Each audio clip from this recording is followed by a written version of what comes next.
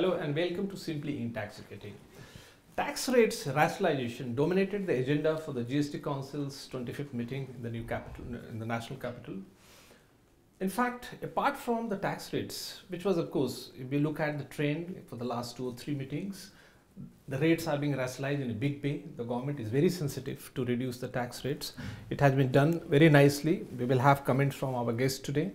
Apart from that, the business process side, the Honorable Finance Minister suggested that the Council is of the view that the GSTR 2 and 3 may be subsumed in GSTR 1 or perhaps the GSTR 3B itself, or probably we will have a new GSTR. So that is being designed and deliberated. That is to be explored and seen later. Apart from that, the composition side, for the first time, the Finance Minister openly expressed his disappointment with the composition dealers. Whatever benefits have been granted to the composition dealers so far, it looks like the Finance Minister talked about taking certain anti-evasion measures.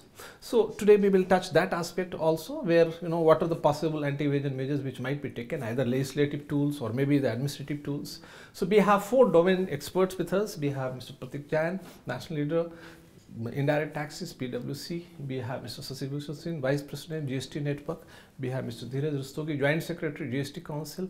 We have Mr. Sant Kumar Verma, Country Director, Taxation, Schneider Electric. Let me start with Pratik. Prima facie, the Council has taken a slew of measures, a slew of decisions. Of course, apart from the rationalization of taxes, otherwise also the legislative side, of course, it has not been made public, although we have been demanding that whatever legislative changes being done, should be in public domain so that industry and trade, everybody could share their own feedback. But however, the FM indicated that in principle several legislative amendments are going to be there. It has been approved by the council, but particularly prima facie, what is your view on this, the decisions taken by the council? So I think the whole focus, or what we're expecting, was decision in 3 baskets, right? One was the simplification of tax returns, second was legislative changes, and third were rate of taxes. And I think in the reverse order they have gone, and the rate of taxes perhaps took most of the time. On the simplification return, I think is what we are hearing is that GSTR 1, 2 and 3 could be combined into one. And and GSTN doesn't want to do a mediation between the seller and the purchaser. Seller uploads the invoices, purchaser accepts it. If they have not uploaded, it is purchaser's responsibility to make sure that sellers upload it. That means that reconciliation or invoice matching continues, but not by GSTN, but by by the purchaser and the seller, which is a fundamental shift. Of course, a lot of simplification which will come in, but the only concern that we have is that should not lead to a lot of physical data being provided, time assessment and audit, because if that happens, then the faceless administration that we were talking about will not become a reality.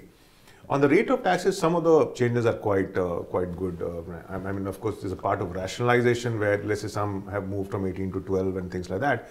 But some of them are very fine. For example, motor vehicles, used motor vehicles by corporates. So suppose we as a corporate buy motor vehicles and sell it after 5 years to employees, we were required to pay 40% or more. Right. Now, if it is a bigger car, it is 18%, smaller car, it is 12%. I think that's a great move. Yes. Right? On services, a lot of good changes happening for housekeeping services, etc., performed by e-commerce, 18% to 5%, leather, job work, etc., 5%. So you can't question the rate realization. Though the only thing which I think we need to figure out is, and directionally we need to make sure that tax policy, when you make these changes, you compromise with tax policy somewhere. So just give you an example, handicraft. You're saying handicraft should be at 0% or 5%, which is fine. But handicrafts has a definition that anything which is made predominantly by hand. Right. Now, this is precisely something which will lead to litigation. What is predominant, what is not, why do we want to make a distinction between handmade, machine-made, etc. So I think it's important that when we take decisions, we also look at tax policy and simplified tax policy in mind. But the problem was in India, there's so many things which were there and so much complication that it will take time. Third and brief, 30 seconds on the legislative amendment. Not much has come in the press release, but 1 or 2 very interesting amendment. For example, interest earned on fixed deposit is no longer to be treated as exempt income. Very good, because a lot of corporates were struggling.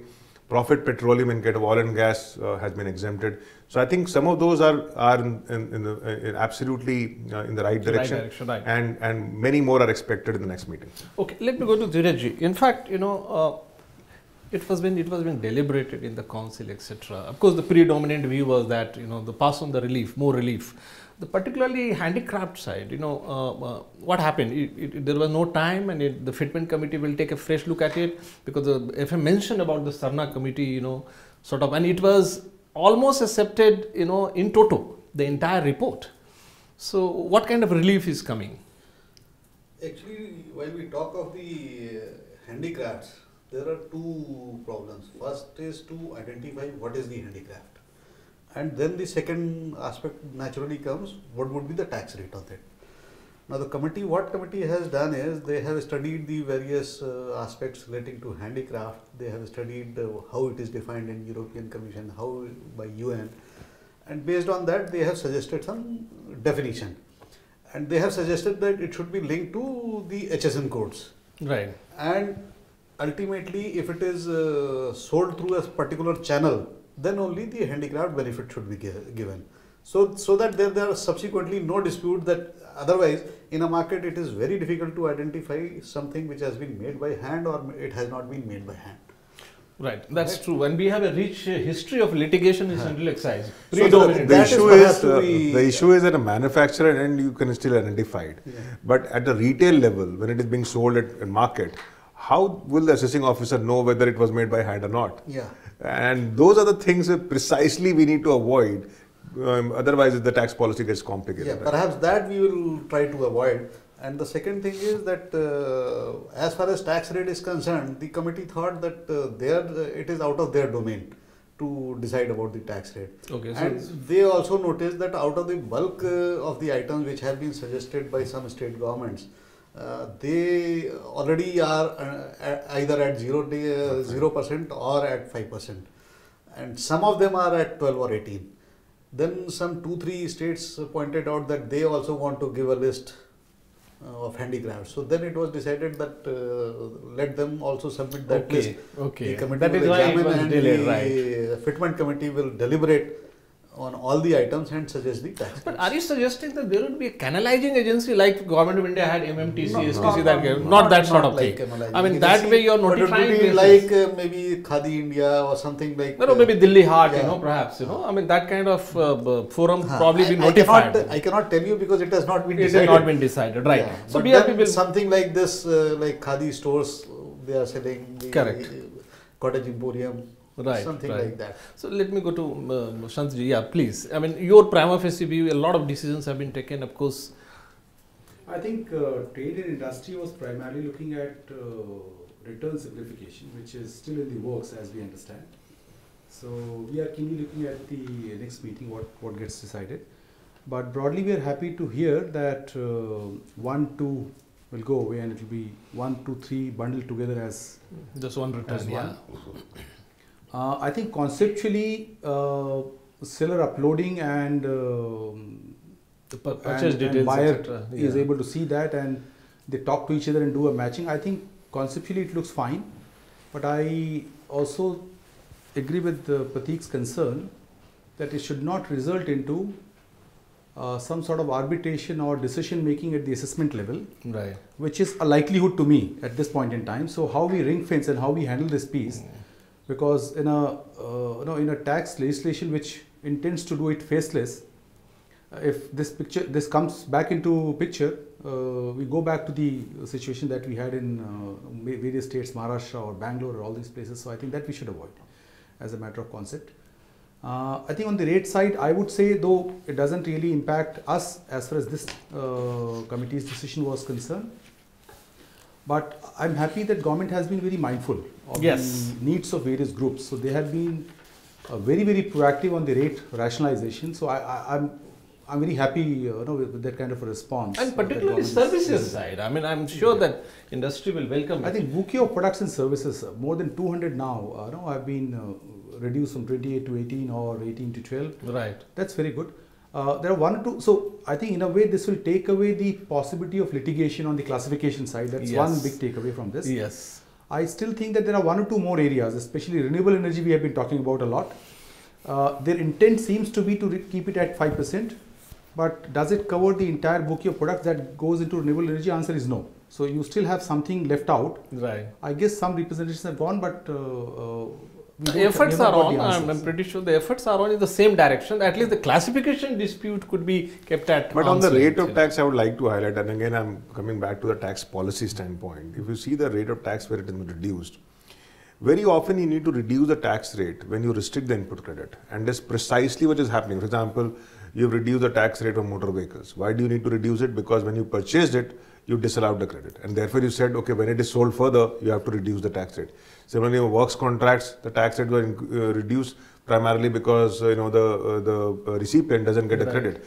I think we need to realize that if the input credit is expanded, then much of this problem perhaps will be solved with the tax rate itself. So you need to keep tinkering it, because somewhere you see there is a double taxation happening. We will touch that aspect, because the cascading is inbuilt at certain places, and I believe the council discuss also in this deliberation. We will go to S.V. Singh. I mean, you are the blue-eyed boy for the whole economy, actually. The GST network. And this Mr. Nilekani himself made a very exhaustive presentation. This is what the finance minister said. And he also said that most of the council members, more or less, they agreed and they were convinced what Mr. Nilekani talked about, and he talked about basically two options.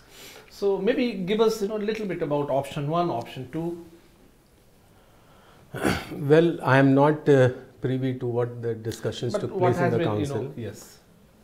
But before I tell you about what the possibilities that are being discussed, I would just like to say one thing, that over the last 6 months, the applications that are running at our portal are now fairly getting stabilized, and the running is becoming smoother day by day.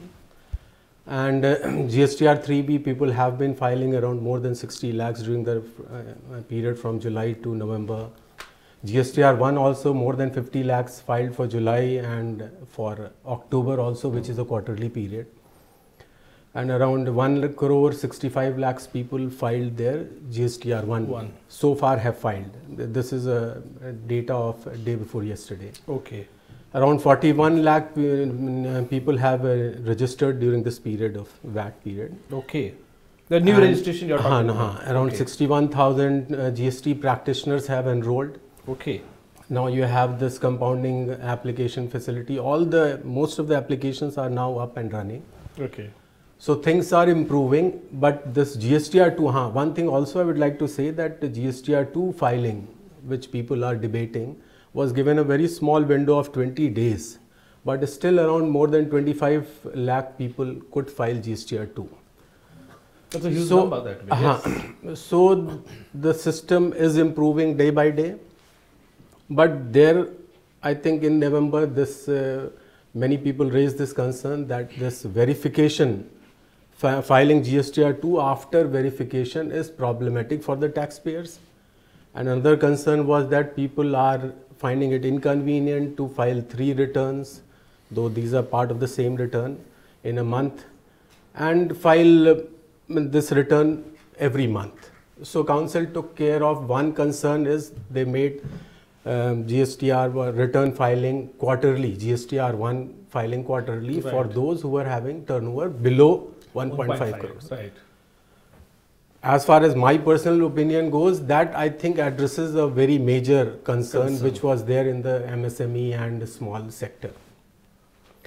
Now what our system is doing is, it is auto-populating the invoice details of which relates to other registered taxpayer when he files GSTR 1.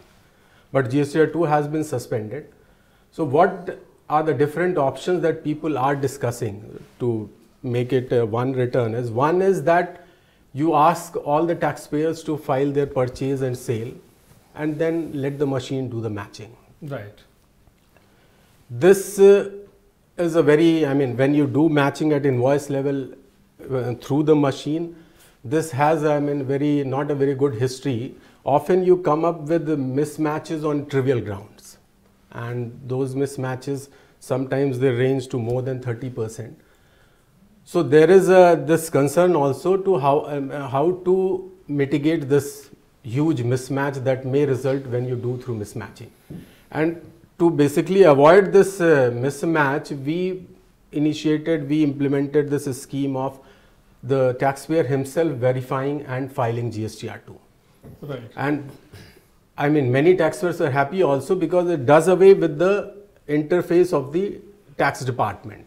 Because you don't get notice from the tax department and then you go and find out what is the reason of mismatch, and then you contact the taxpayer, your counterparty, and there is a lot of confusion. Here you know the moment he files his return, you know what are the invoices, you can contact him, get it corrected, and then you file your credit declarations. But a new feature of this GST law is that now credit is restricted to the extent the taxpayer, your counterparty, pays tax. Correct. I mean, this is a new concept which was not there earlier in any of the law. Right. Your credit was based on your invoice. And another concern is that you have this IGST model of settlement, this interstate, where you are giving credit on interstate transactions and from one jurisdiction to another jurisdiction. And this credit is then later on cross-utilized and settled. So if this credit is bogus, you are going to land up in huge problem. Let's hear from Dheeraj ji, because he was there, and he watched that presentation. What happened inside? Mr. Nilekani's suggestion, yeah. Then the one option that he suggested, like the supplier side. You file all the invoices, Right. all the supply invoices and all the Purchase invoices. And the logic behind that is because they are already doing it under VAT in most of the states. Correct. So there's no additional difficulty. It could be that both could be delinked. I mean, you file the return and subsequently as annexures you can file it separately so that it gets attached with the return, and you can have the segregation of the dates so that there is no load on the system. Now, what Mr. Nilekani suggested was that any purchaser of the goods or services, he doesn't pay to his supplier unless he verifies the invoice. He does it as part of his business practice. So his suggestion is, why not integrate it with your returns also? Okay. So any case, the supplier will file his invoices, the purchaser would verify. The advantage purchaser has is he gets to know that his supply invoice has been uploaded and he is assured of the credit. So in his accounts he can make payments, and we get the benefit that it has been accepted by him and the credit is matched. So rather than the government doing the matching, let the system do it. The option by the return committee, the supplier himself matches it. He does the audit himself. So that was his suggestion. With this suggestion, the states wanted some time to go through the proposal and then come up with the final solution. So we will see that. So, but one thing, I have one comment on this. I think this suggestion, principally from industry point of view, looks good. But we need to be mindful that we need to give a larger time period. The window. So what happens is, I'll tell you, you have factories, so you buy hundreds of trucks comes to your factory as for raw material. For some reason, they are either rejected, partly rejected. There is a dispute with the vendor, and you sort out dispute in the next 3 months. Right. Now, so till such time you will not do accounting, he would pay. We don't know whether he uploads or not. So you need to give sufficient time so that both the sides are able to reconcile this. Right. So I think. But my sense is that in this model, and maybe correct me, sir, if I'm wrong. In this model, there will be no time limit actually. So what will happen is that as you upload, you will get credit. So you will get credit as a purchaser only if it is uploaded by the supplier. So if whichever month, so today is in January, whatever he uploads in January, you will get the credit. In February, whatever he uploads. So it's not as if there is a time limit of 2 or 3 months that you get. It is simply whatever he uploads, you get a credit. If he doesn't upload, you don't get a credit. So if you have a dispute and he does not upload it, you won't get a credit. So there's no time limit to that extent. He will upload his At this point, I would like to talking tell about you provisional credit. what is the objection was of the states was one was this objection, because the law says that it will give you the credit once the invoices are matched. So it's a sort of provisional credit, and if it is not there, then it is reversal.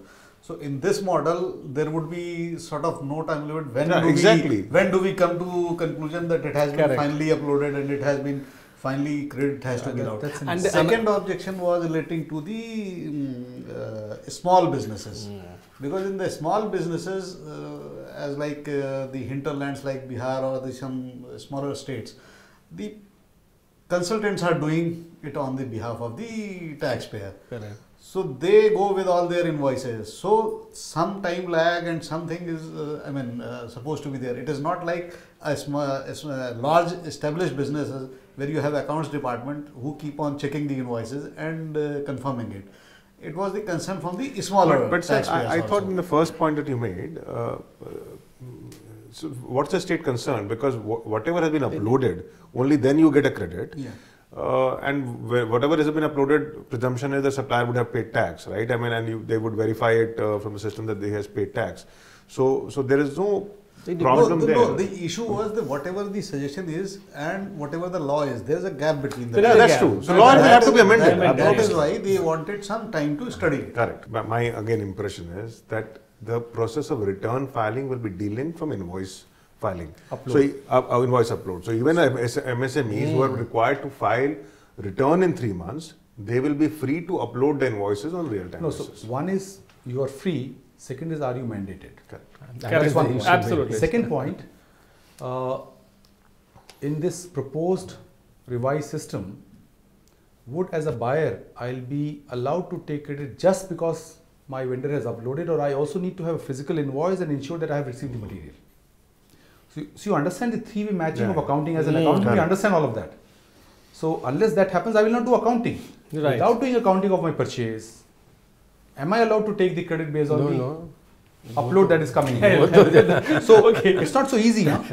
Okay, so now we will go to this very interesting point which the finance minister indicated. He said that certain anti-evasion provisions are going to be taken, and one which is suggested is section 9(4) for the composition dealer. What will be the implication now? How do you look at this? I think that's a good suggestion, because what's happening now effectively is if you're a composition dealer, you don't have to account for purchases, you don't have account for sales, you have to just file a summary. This is my turnover of 1 crore. And my suspicion is what is happening is that a lot of these cash transactions are getting routed through the composition dealers because they don't have to account for the purchase. They don't have to show the details of purchases. Right. So I think the proposition is that for composition dealers, you bring back the reverse charge to say that if composition dealer buys this from an unregistered dealer, they have to pay tax on reverse charge, so that cash component is avoided. That is what I understood. What happened? One is that. The other thing is that going by the data which has been the return data of the composition, it has been observed that about 17 lakhs taxpayers have opted for this. Right. But the tax payment is just 307 crores. How many filed returns? 7 lakh, around 7 lakhs. 7 lakhs. 7 lakhs have filed in the first quarter. And most of them around declared 300 only crores. 5 lakhs. Only 300 crores from total 7 sales. lakhs. 300 crores is a tax collection.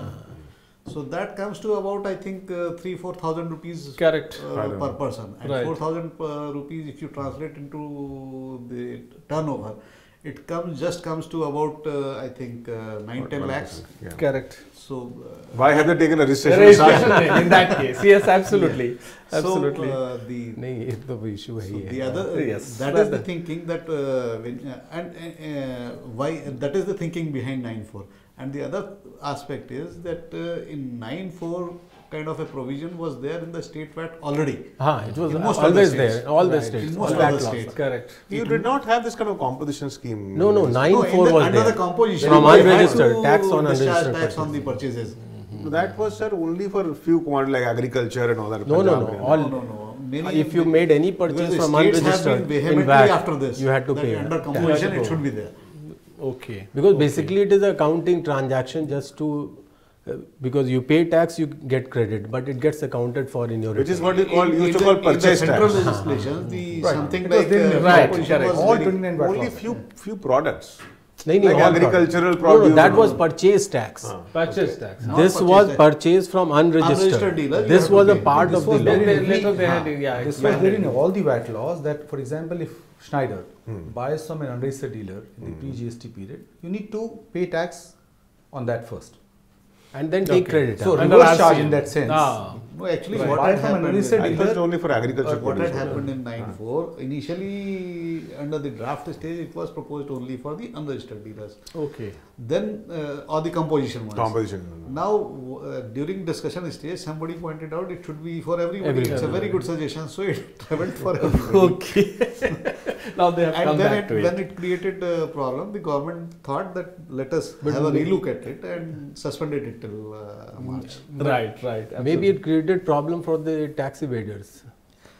No, Not on that. I mean, I Because think the even most hue and cry you have when you are hit on the revenue side. there's You a have to larger pay corporates tax. who are paying tax on the output. There, they didn't really matter, but it led to a lot of compliance hassles because you know, they have because to for the larger corporates, if you are buying from unregistered, then you are not getting any credit. To that extent, your output tax payment goes up. Yes, correct. So there. It was in their Technically interest. speaking, Actually. I am not It was in worried. their interest. It was Technically important, speaking, yes. I am not Right. worried. Right. I am worried about the small taxpayers, ones. like the 7 lakh taxpayer paying only 307 crores. Right. And then a lot of hue and cry that the GST has finished us. Right. So we will touch now this, the FM also talked about this HUL, giving a check of more than 100 crore, this as part of the anti-profiteering, all that stuff, which is yet to be finalized. What is happening? How do you rate this? I mean, this is... So I think, look, on anti-profiteering, I am on the government side. I think this provision was there. The only problem, and it had to be followed in spirit. But I would say most of the companies are doing.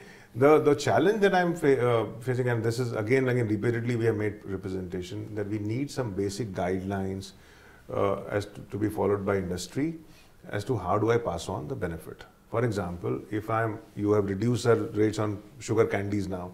Now a sugar candy is sold at 1 rupee. I can't reduce the price to 95 paisa or 90 paisa. I can't just do that. So the only way that I can do is to increase the grammage. Even if suppose I sell in my big, jar or something, I can reduce it to the distributor. But when the retailer sells it to the customer, he'll still sell it at 1 rupee. So the benefit will not get passed on the end consumer. Right. So I think we need guidelines to say, okay, in this case, grammage increase is sufficient compliance. A lot of practical issues are So these there. practical issues, and they're not many. I mean, if you broadly categorize them, these are 4 or 5, right? Whether you will go product-wise, whether you go SKU-wise, whether you go company-wise, how will you monitor it, whether you will do it every 6 months, etc., that you've passed on. Some basic guidelines have to be there. If they're not there, then there could be litigation. I mean, just to give an example, there is a case against a food chain to say you have not reduced the price on cafe latte. Now, what if I have reduced the price on cappuccino instead of cafe latte? Right. What if I have reduced the price not from 15th of November but from 20th of November, but I have also passed on whatever benefit I got in these 5 days? These are complex issues, and I mean, Australia and all that, they had guidelines on all of these things. Right. So unwarranted litigation will happen if guidelines are not there. I also heard that now people are planning to challenge it in the court. That in absence of guideline there is discretion involved. Correct. So I just do hope that in next few weeks they come up with guidelines. But from a spirit perspective, I don't have a problem with this law. I think this law is meant to protect But the was it consumers. discussed? We got some information from Chandigarh that section 144 of CRPC being invoked in this case. It happened in case of one trader, anti-profiteering. Somebody complained, and this magistrate issued that, this notice, etc. That fellow was, dragged to the court, etc. And then the Consumer Protection Act also, certain notices being issued. So, under multiple laws, for the same thing. So, I think it's getting very complex for the businesses will prefer focusing on business rather than getting into something is coming out in the... No, I think that since the law is still evolving, and in the area of anti-profiteering, they are coming up with the methods. And how to do it, guidelines they will also come up, they simplify the forms. Is there any deadline? It's going to be out very soon or something? That I cannot. Okay, but the GST Council is, it was briefed about it that, there's a lot of development happening. No, GST Council is very much aware, because the main areas have been the retailing or lot of complaints are about the builders. Right. And one such case, if I can share you, is like that in one case the builder had issued an invoice prior to 2017 July. Okay. And the person could not pay, or for some reasons they did not pay for another 3-4 months. and subsequently after July it raised the invoice with GST. GST, Now okay. it's a clear cut case of profiteering. Right, absolutely. So such kinds of things should not be there. Right, correct. So on this note, let me thank my guest, and very rightly suggested that the government needs to take care of this anti-profiteering aspect if the benefits have to be passed on to the consumers, and consumers' interests must be protected. Like, instance suggested here, the builders. There are lots of people, who are doing this kind of thing where the consumers are being taken for a ride. That is where. But what is important for the CBEC and the safeguard authorities which have been entrusted, mandated with this job, to come out with the guidance note as fast as possible, so that the honest taxpayers, they are not dragged into unnecessary avoidable disputes and litigation. Several instances have already been brought to the notice of the authorities that CRPC being invoked, consumer protection Act being invoked. I mean, it's going to create and give birth to lots of litigation which must be avoided. And secondly, as rightly suggested, that the form side, I mean, maybe this, whatever is decided by the various experts committee which is applying its mind, Mr. Nilekani has already made it very clear, the invoice matching side, make it simple, make it so simple that not only the large corporates, even the MSMEs, the small taxpayers could also handle it. That is very important. Of course, there will be some of those legislative changes. Hopefully, it should be made public so that, the taxpayers could also give some feedback, so that another round of amendment is not required, because amending GST law will be a very difficult process. It has to go through the parliament, etc. It will take time. Apart from that, as GST network is doing very well, it is now prepared. It looks, although some glitches are there, but that can be always overcome in due course of time, and hopefully GST network will live up to the expectations of the taxpayers. Thanking you all for watching TIOL.